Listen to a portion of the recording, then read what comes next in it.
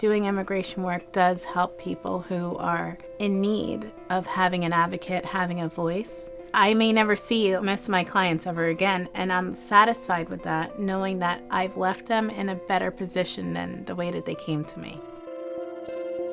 Compassion is contagious, and by living every day to fight justice, my mom, Sheena Bediako, is an immigration attorney who runs her own practice in Yardley, Pennsylvania.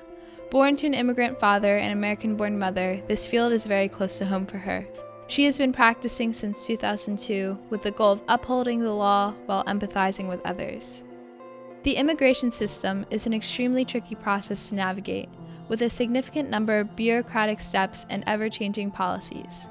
This process would be difficult for your average citizen to navigate, but is nearly impossible for someone new to the United States. Because of this, immigration attorneys are absolutely essential to defending the human right of asylum.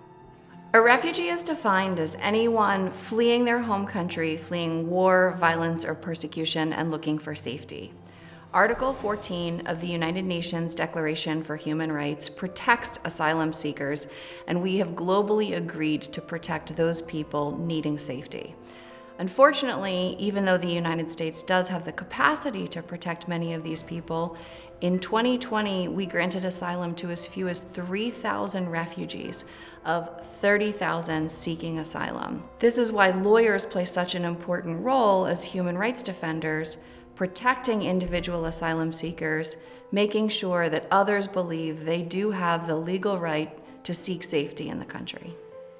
The rule of law is essential to our political structure, especially as it protects the social and cultural dignity of all humans.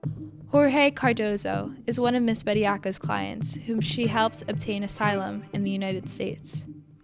In our interview, Jorge described to us the suffering that forced him to flee Mexico.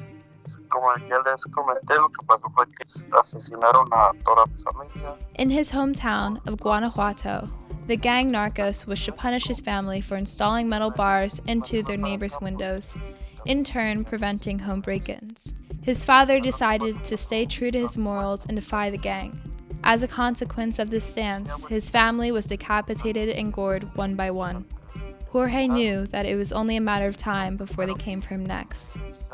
Jorge was only 18 at the time, but to this day, when he closes his eyes, he can still see the red of his family's blood splattered on the ground.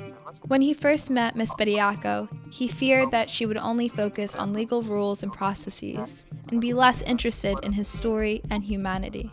He soon realized that she genuinely empathized with him, and wanted him to succeed.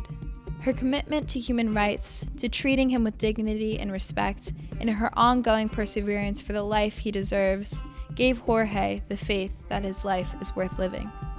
To effectively change what is unjust in the world, it is vital to have people that are willing and passionate to advocate for change themselves. Compassion and perspective must be considered when making laws, and global humanity must be upheld.